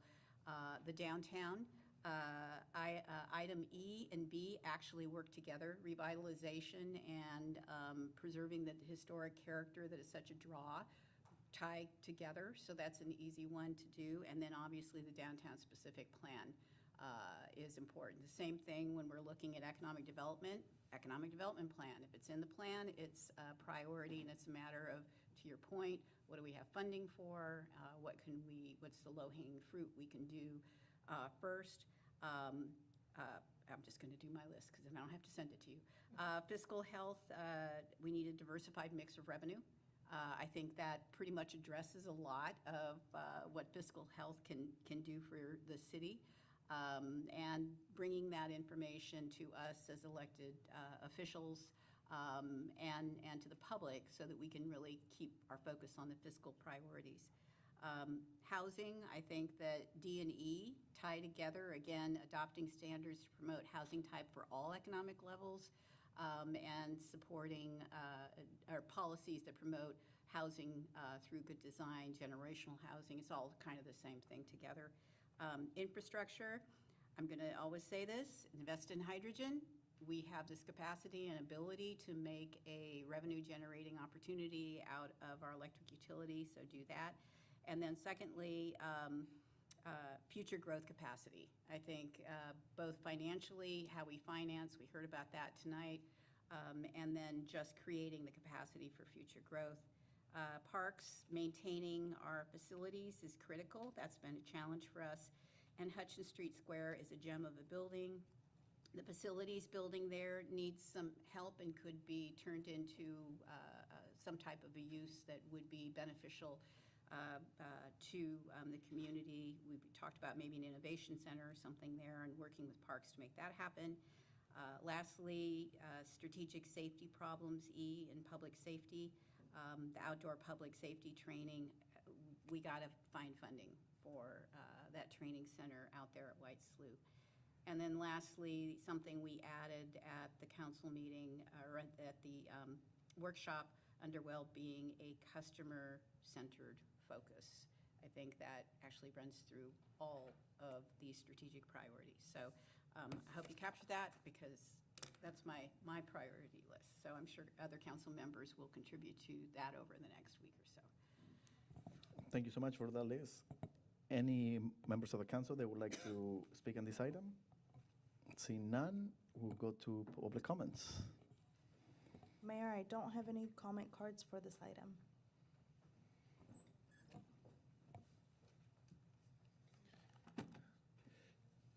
Thank you, Mayor Pez, council members.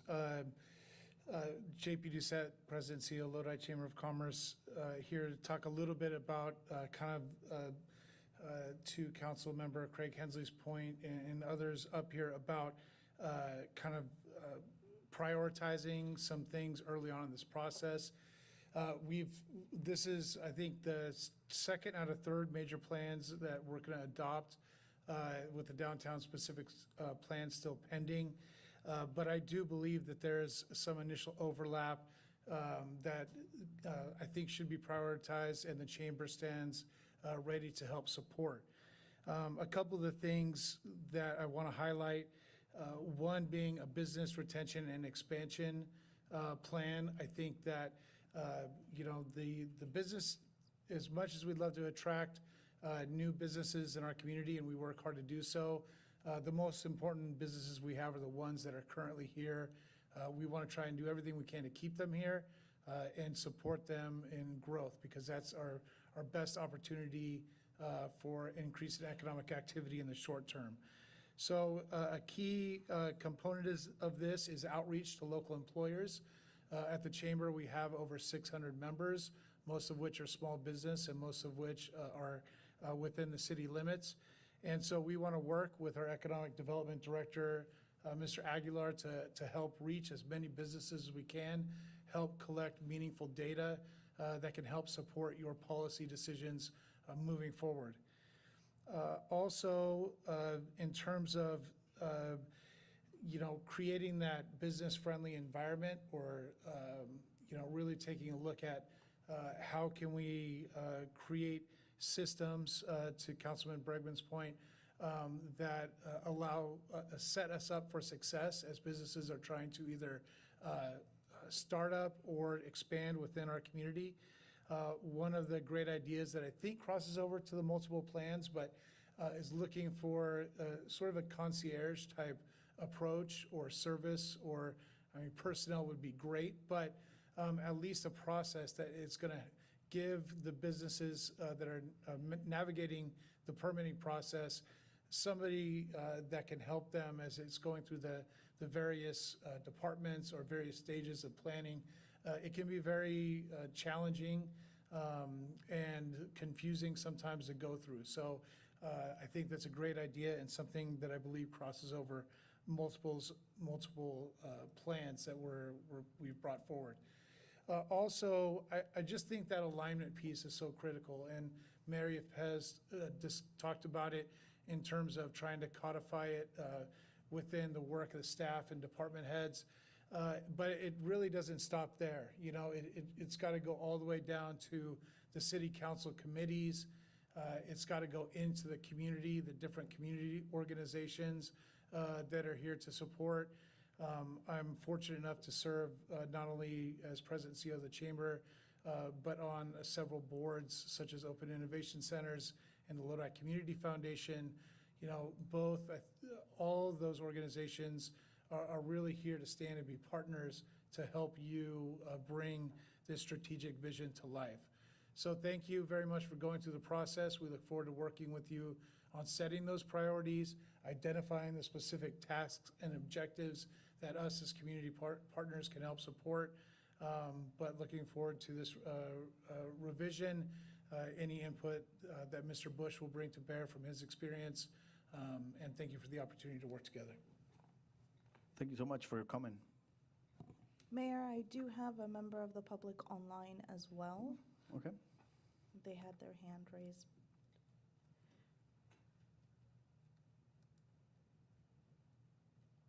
Katha or Katha Renfro, would you still like to provide your public comment? No, I'm sorry. No worries. Okay, then we can move forward. Okay, thank you so much. So I will entertain a motion now. I will make the motion. I'll second to approve the strategic framework here.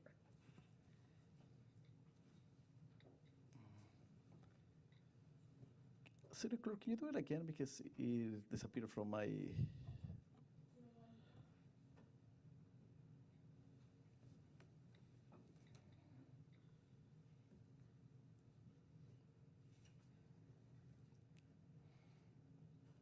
Mm-mm.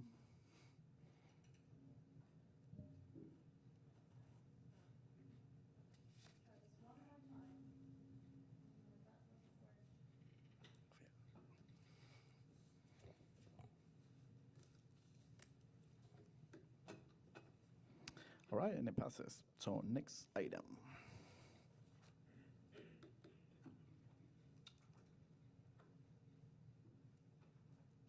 Next item is to adopt a resolution approving side letter agreement between the City of Lodi and Lodi Police Mid-Management Organization for a one-time off salary schedule payment, and I will turn it over to our interim HR manager, Christina Gonzalez, to provide that report.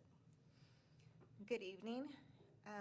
So this item is to adopt a resolution to approve the side letter agreement with Lodi Police Mid-Management Organization for a one-time off-salary schedule payment.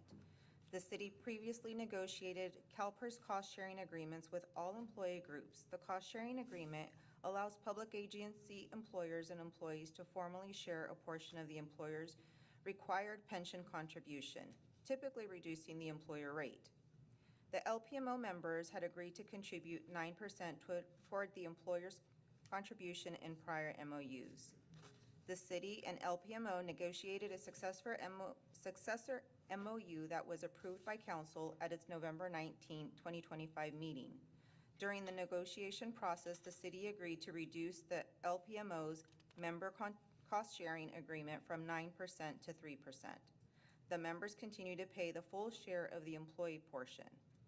The amendment to the CalPERS cost-sharing agreement took longer than anticipated, and LPMO members continue to contribute 9% cost-sharing instead of the agreed upon 3%.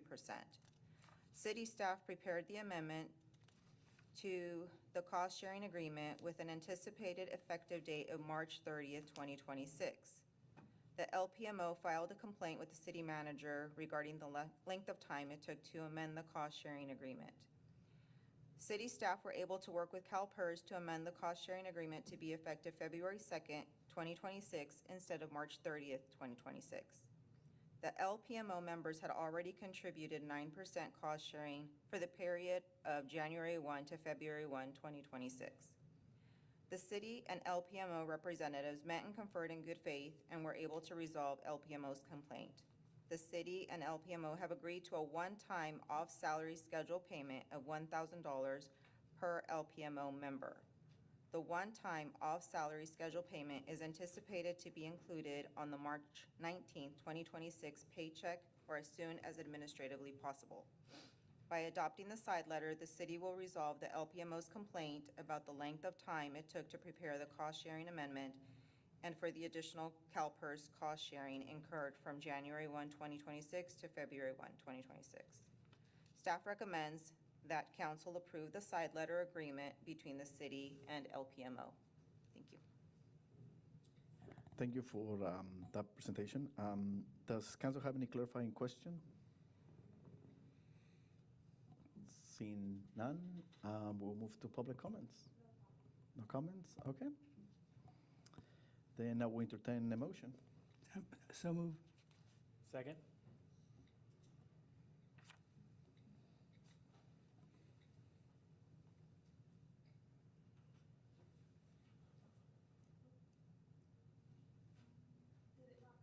I know it went away, so I don't know what is happening to it. It's a sign. Exactly. Huh? It's a sign. Like right away when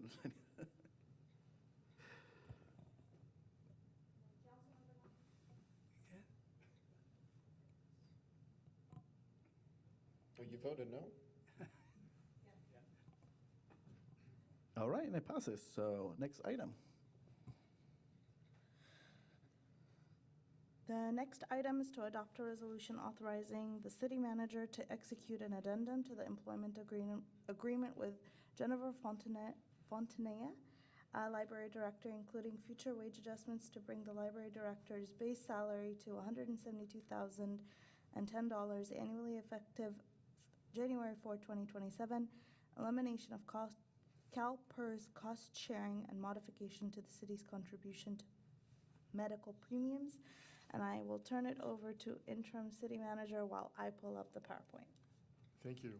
Mr. Mayor, Vice Mayor, members of the council. So I'm trying something unique tonight, and I hope it works and pays off, because as you can see on the agenda, you have 8 very similar items due to the nature that they were presented and set up. And so my hope tonight is not to circumvent the process by no means, but to condense it a little bit by giving you some background about how we got here that applies to all 8 of these items. And then as I get to the next slide that gets to the individual that is the subject of the particular agenda item, I'll highlight the key differences for that particular position. Then I'll turn it over to you to have discussion and take a motion. Then we'll go on to the next one, and that way we don't have to repeat all the background and everything. So hopefully that works for you. So with that, we'll get started. So this is a little bit of background on the negotiations. As you just saw, the item before this was yet another bargaining group that has come forward with its proposed contracts. And so as you can see here, there has been a lot of different work on all the different bargaining groups that the city has here. And so what I wanted to do here was simply illustrate that for consistency purposes and due to the fact that contracts were expiring or had expired, what we were trying to do is make sure that we get all the negotiations completed in a timely manner. And so as you can see here, you had some labor agreements approved midpoint last year, towards the end of last year, and then even some earlier this year. We also have some few groups that will be wrapping up their negotiations with HR, and we'll be presenting those to council hopefully at the next meeting or the April meetings. So with that,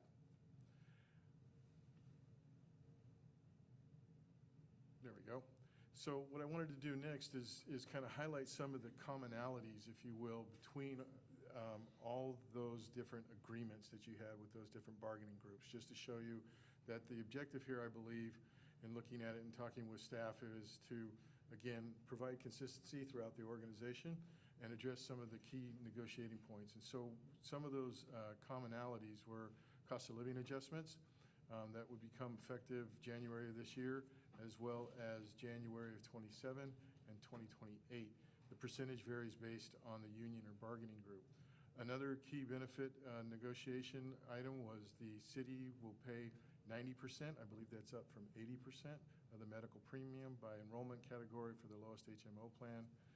And so that became effective January 1 of this year.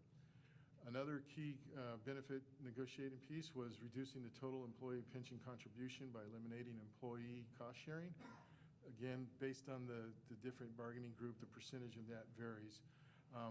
Both of those two items are non-PERSable costs, but they definitely show a reflection, of increase for the employee.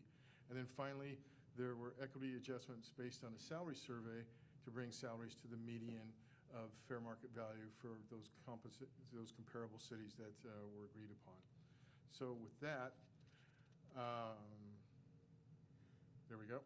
So now I'm going to get into the specific item for G5, which is the library director addendum. So as I mentioned, really what the proposed addendum is really focused on is a 3% COLA effective January of next year, and then January of the following year, 2028.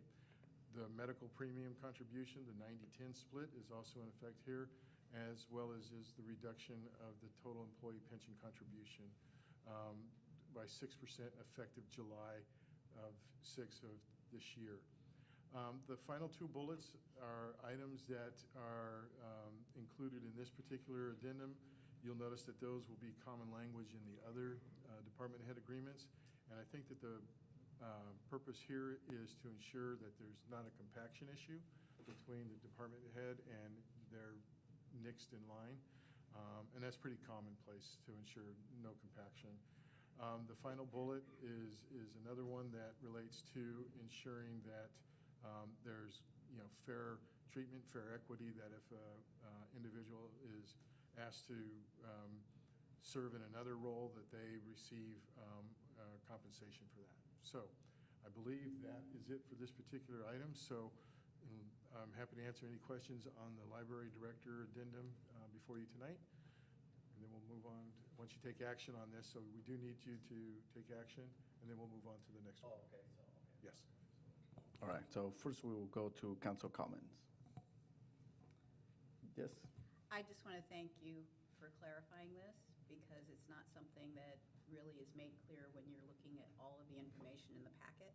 So getting it to something that's digestible and that the public can see also is critical. So again, thank you for that.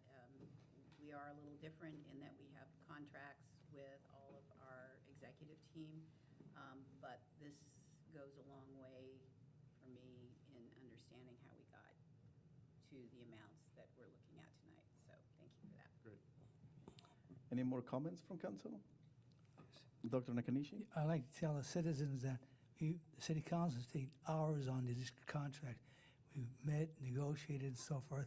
What we're trying to do is try to get our good employees to the median, because we have not done that. Over the past 10, 20 years, they've not been at median, and at this point we can do it, and it's good we're doing it. Yeah, I'll add to that is, I used to have a landscaping company, and I call it Hell Month because I went through a period where I was hiring people like no tomorrow, week after week. And that's when you realize retention is your greatest tool. And when you have to spend time to train somebody, which takes another full-time staff member over, right? And they have to learn the process. And then if they leave, you have completely lost all of that time, which equates to taxpayer money. So I do believe in retention over trying to underpay individuals. So pay individuals what they're worth. If they're working hard towards it, pay them. If they're not, then cut them. In fact, there's another saying, which is hire slow and fire fast. So I do believe at the director level, we have great directors. So thank you. Okay, so I run a business. I have been an employee in the private public sector, and just because I don't have any information for saying yes or no, and not having any information to approve or not approve, is just what I see in the community. And only 4 directors have demonstrated to me, using that criteria, that they deserve the raise. So for the other ones, I'm gonna vote no, and I'm not gonna individually say why, but I'm just saying that. So we will go to public comments now. Mayor, I don't have any comment cards, but you're welcome to open it up to the public. Would anybody from the audience would like to make a comment? Seeing none, I will entertain a motion.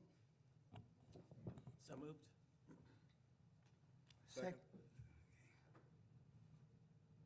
I'll let Dr. Nakanishi. I'll give him the honor. Last time, he slugged me, so Either way, fine. we'll have Thank to you. have it next time.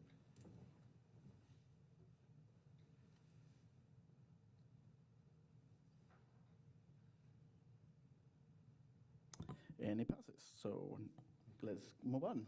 Thank you. And I hope this process is doable. So the next item is an employment agreement amendment for the Parks and Recreation and Cultural Services Director. So do we have that slide?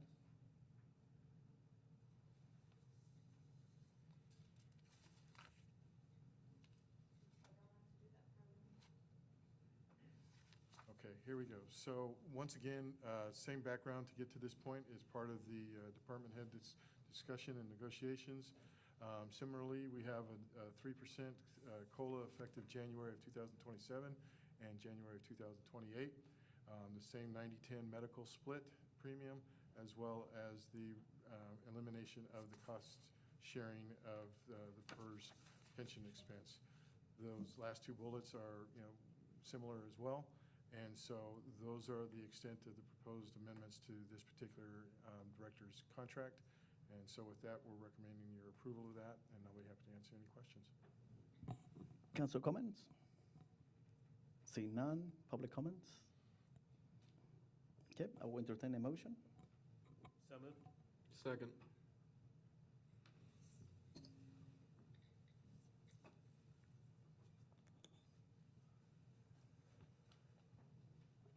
All right, we're going on a roll.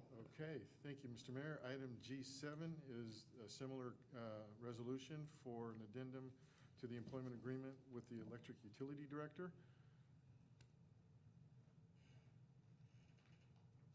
As soon as we get our slide, we'll walk through that one. That's quite all right. And essentially, it's the same as what you've seen in the past two. 3% COLAs effective January 2027 and January 2028, the 90-10 medical split, and the reduction in the pension contribution by 6% effective July 6, 2026. So we're recommending approval of this particular addendum as well, and happy to answer any questions. Council comments? Dr. Nakanishi? No. Oh, no. Oh, I thought that you were. I'll move. First, I need to go to public comments. Public comments? Okay, now we can. So move. Second. I'll let Lisa have it.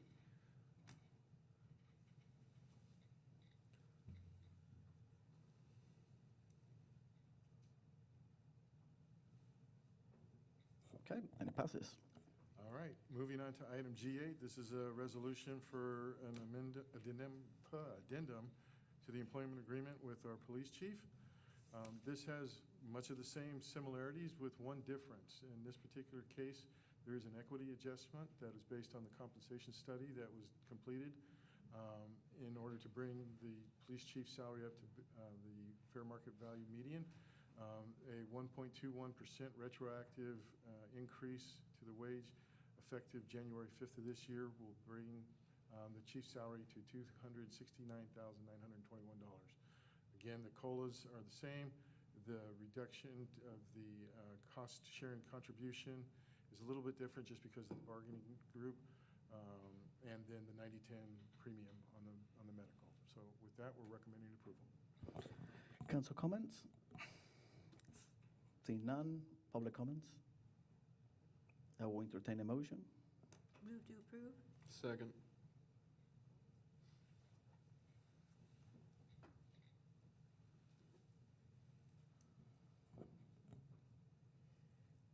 And it passes. Okay, moving right along to item G9. This is another addendum. This particular one is for the fire chief. Also very similarly, you'll see the COLAs and the medical changes, as well as the reduction of the cost-sharing contribution. This one also includes an equity adjustment, again, based on the compensation study. This includes a 5% retroactive increase effective January 5th of this year, and then a 1.5% increase effective January of 2027.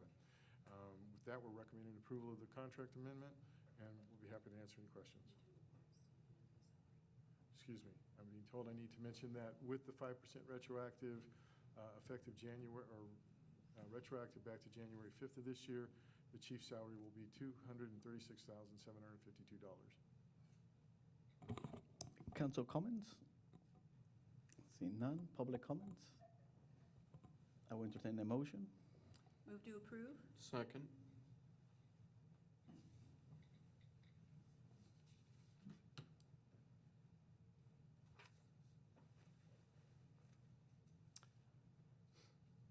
Okay, thank you. We're almost there. Item G10 is an addendum number 2 to the employee agreement with our Economic Development Director. This, again, includes the same common elements of the 3% COLAs effective January of 2027 and 2028, the medical premium changes, as well as the reduced contribution to the pension cost. This one also includes equity adjustments to bring it to the fair market median. Those include a 5% retroactive to January 5th of 2026 this year, which will bring the director's salary, annual salary to $198,198 a year. And it also includes a 2.5% of increase effective January 2027.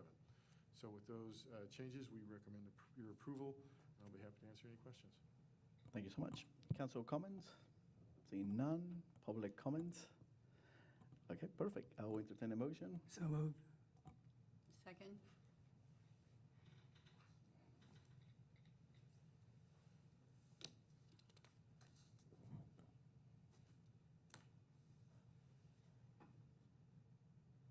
All right, it passes. Let's Okay. continue. Moving along to item G11. This one's a little bit different, the next two.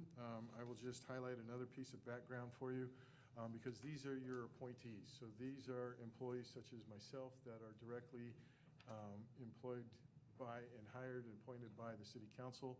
And so there's a little bit of a different process. And I certainly won't go through all this, but as you can see in this slide, there are 6 steps to accomplishing that process of bargaining between your appointees and the city council.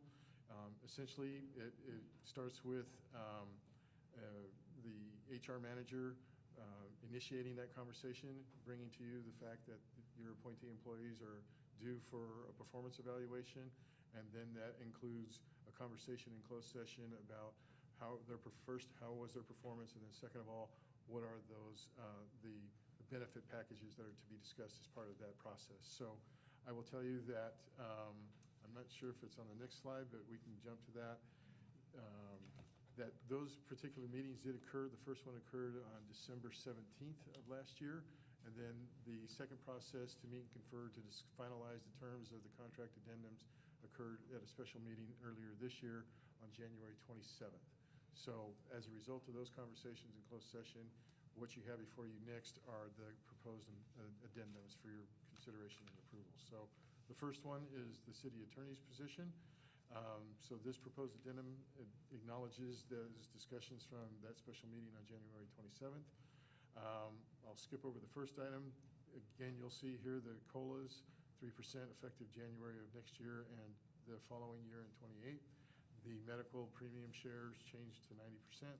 And then again, the reduction in the employee pension contribution. The equity adjustment up at the top, again, that was based on a compensation study that was done. And so that agreed upon amount was 9.35 retroactive to January 5th of this year, bringing the city attorney's annual salary to $303,680. So with that, we're recommending your approval of that. Happy to answer any questions. Thank you so much. Council comments? If I might, I think that these last two are the only ones that we actually have the opportunity to do a performance review on. So we actually, as a council, as a whole, conducted the performance review as the city manager indicated.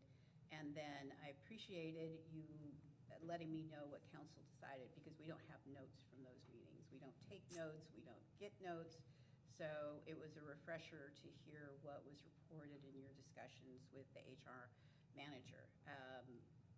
As a whole, council approved the next two because we had the discussion, apparently, and I needed that refresher because I didn't recall us actually having that discussion.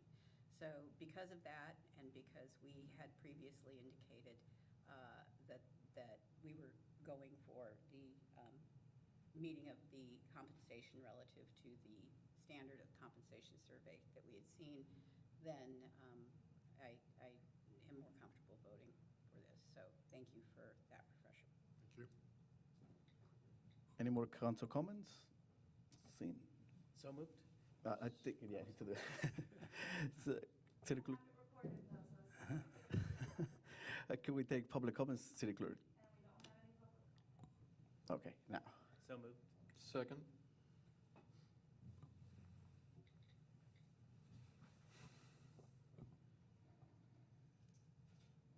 All right, and it passes. The final item before you tonight is a addendum to the employment agreement with your city clerk. So once again, we follow the same process as we just outlined a moment ago for the city attorney. And in just a moment, you'll see that those addendums include similar items, the COLAs, the 3% effective next year and the following year in 2028, the premiums for the medicals and the employee pension contributions. This one also includes an equity adjustment that is 5.91% retroactive increase dating back to January 5th of this year, which will bring the city clerk's annual salary to $162,842. So with that, that concludes my presentation on these items. Happy to answer any questions. Thank you so much. It was very efficient. Council comments? Seeing none. Public comments? All right, I will entertain a motion. Oh, yeah.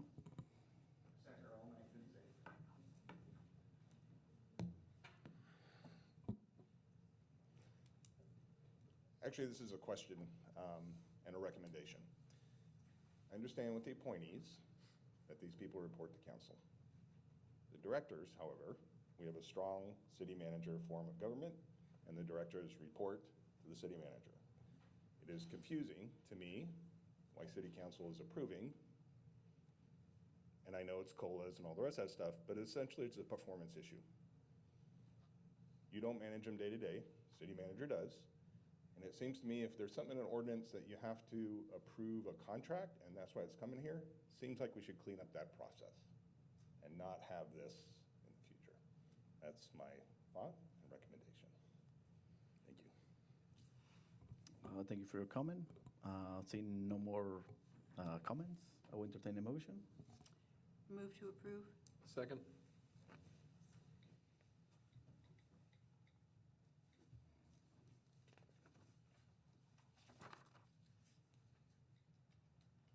And it passes. All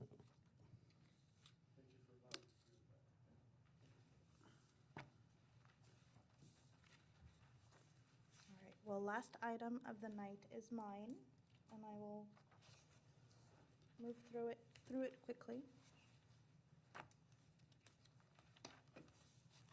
So item H1 is the second reading of ordinance number 2046, which was introduced on, getting my dates here, February 18, 2026. And it is to revise the Lodi Municipal Code Section 13.20.240, Schedule G1 General Service Group 1, Commercial/Industrial, and Section 13.20.250, Schedule G2 General Service Group 2, Commercial/Industrial, Community Benefits Incentive Discount. It is recommended that council waive further reading and adopt ordinance 2046. Thank you so much, City Clerk. Do we have any public comments? Not on this item. Okay. Any council comments? I just might, if I may, Mr. Mayor. Yes. I did talk with Melissa Price to clarify who is benefiting from this outside of, based on their status in a commercial industrial zoning area. So I think I got I was satisfied with her response. I am tired. and would just encourage any of the nonprofits out there to reach out to Jeff, Melissa. Melissa said she's willing to talk with any of them, so Lodi House will probably give a call, because I think that those nonprofits that are meeting the other criteria, it's pretty specific, it's commercial/industrial, so I'm not quite sure if they qualify or not. So she's very willing to help everybody through that process. So I just want to make that statement for the benefit of the public. Thank you so much. Any more council comments? Then I will entertain a motion. Move to approve. Second?